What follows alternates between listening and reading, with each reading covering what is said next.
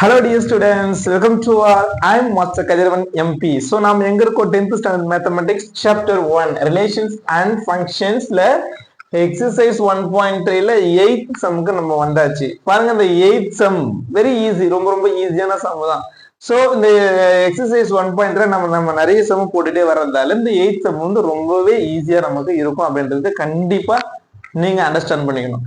பாருங்க ஃபங்க்ஷன் என்ன கொடுத்திருக்காங்கன்னு பார்த்தலாம். Question first of all a function f is defined by, so என்ன ஃபங்க்ஷன் கொடுத்திருக்காங்க அப்படின்னா f of x equal to 3 minus 2x அப்படின்னு கொடுத்துட்டு find x தான் ஃபைண்ட் அவுட் பண்றாங்க such that f of x square equal to f of x the whole square அப்படின்னு கொடுத்திருக்காங்க. ஒரே ஒரு சின்ன விஷயம் இதுல நாம வந்து தெரிஞ்சுக்கிட்டோம் அப்படின்னா இதை ஈஸியா சால்வ் பண்ணிட்டு போயிட்டே இருக்கலாம்.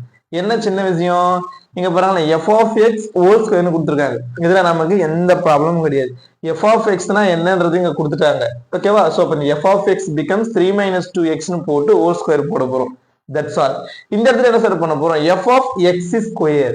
so x ஃபங்க்ஷனா கொடுத்ததால இந்த ஃபங்க்ஷன்ல x becomes x squared அப்படின்னு போட போறோம். அவ்வளவுதான், வேற எதுவுமே பண்ண போறது கிடையாது. போயிடலாமா? வாங்க சொல்யூஷன் போயிடலாம். ஃபர்ஸ்ட் வந்து என்ன ஃபங்க்ஷன்ஸ் கொடுத்திருக்காங்களோ அதை வந்து நம்ம எழுதிக்கலாம். so f of x equal to 3 minus 2x என்றது ஃபங்க்ஷன். ஓகே, சோ அப்போ f of x square equal to f of x whole square. வேணா எடுத்து எழுதிக்கலாங்க. Okay, so f of x square is equal to f of x the whole square னு கொடுத்திருக்காங்களா? now என்ன sir பண்ண போறோம் பாருங்க, இந்த ஃபங்க்ஷன்ல x becomes x square னு போட போறோம். அவ்வளவுதான். சோ அப்போ 3 minus 2x becomes x square னு போட போறோம். which is equal to f of x whole square னு கொடுத்திருக்காங்க. அப்ப f of x னா என்னன்றதை இங்க கொடுத்திருக்காங்க. அதை எடுத்து அப்படியே எழுதிக்கலாம். so 3 minus 2x whole square. fine. நமக்கு சூப்பரா தெரியும் ஃபார்முலா. என்ன சார் ஃபார்முலா தெரியும்? சோ இது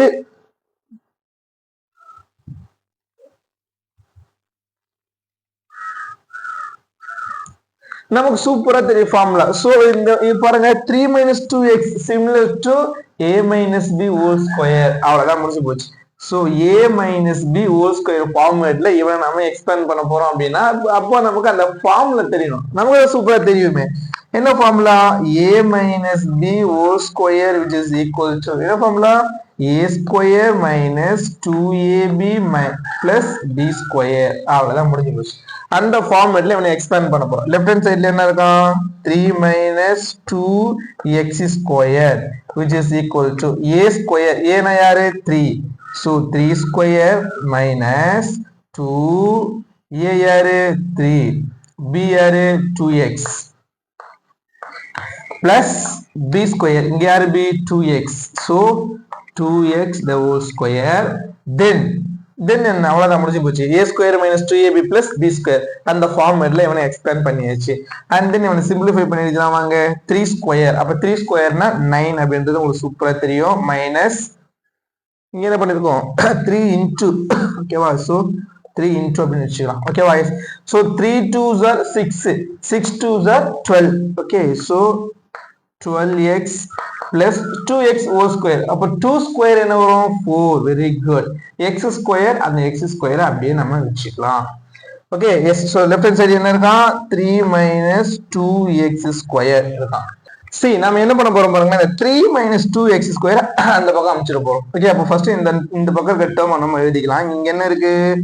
9 minus 12x plus 4x square plus 3 அந்த பக்கம் போச்சு அப்படின்னா minus 3 minus 2x square அந்த பக்கம் போச்சு அப்படின்னா plus 2x square which is equal to 0. அப்ப நம்ம என்ன சார் பண்ண போறோம்? ஃபர்ஸ்ட் x square டேர்ம் எடுத்து எழுதிக்கலாம். ஓகேவா? 4x square 2x square 4 plus 2 6x square. that's all.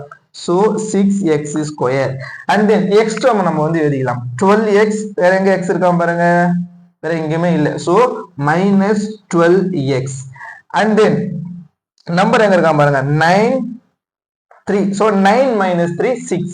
so plus 6 which is equal to 0. பாருங்க ஸ்டூடெண்ட்ஸ், அப்ப 6x² - 12x + 6 6 12 6. சோ எந்த டேபிள், ஏதாவது டேபிள்ல வந்து நம்ம வந்து டிவைட் பண்ண முடியுமா பாருங்க. x எந்த டேபிள்ல, 6th டேபிள்ல. சோ அப்ப என்ன சார் பண்ண போறோம் அப்படின்னு பாத்தீங்கன்னா, இந்த ஹோல் டேர்ம் நம்ம என்ன பண்ண போறோம், ஹோல் ஈக்குவேஷன் டிவைடட் பை 6 6 ஆல டிவைட் பண்ண போறோம்.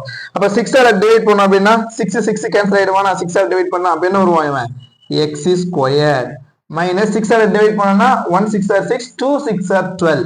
So minus 2x, then 1 6 are 6 plus 1 which is equal to 0 அப்படின்னு finish ஆகுது. புரியுதுல இது உங்களுக்கு? பாருங்க இங்க 6 போட்ட அப்படின்னா 1, இங்க 6 போட்ட அப்படின்னா 2 6 are 12, இங்க 6 போட்ட அப்படின்னா 1. So அதுதான் இங்க சார் எடுத்து எழுதிருக்கேன். So this is our final equation. அவ்வளவுதான், தட்ஸ் ஆல், முடிஞ்சு போச்சு. சார் என்ன சார் முடிஞ்சு போச்சுன்னு சொல்றீங்க, நம்ம எக்ஸ் தானே சார் ஃபைண்ட் அவுட் பண்ண சொல்லியிருக்காங்க. பாருங்க எஸ் முடியல கொஞ்ச நேரம் வாங்க பார்க்கலாம்.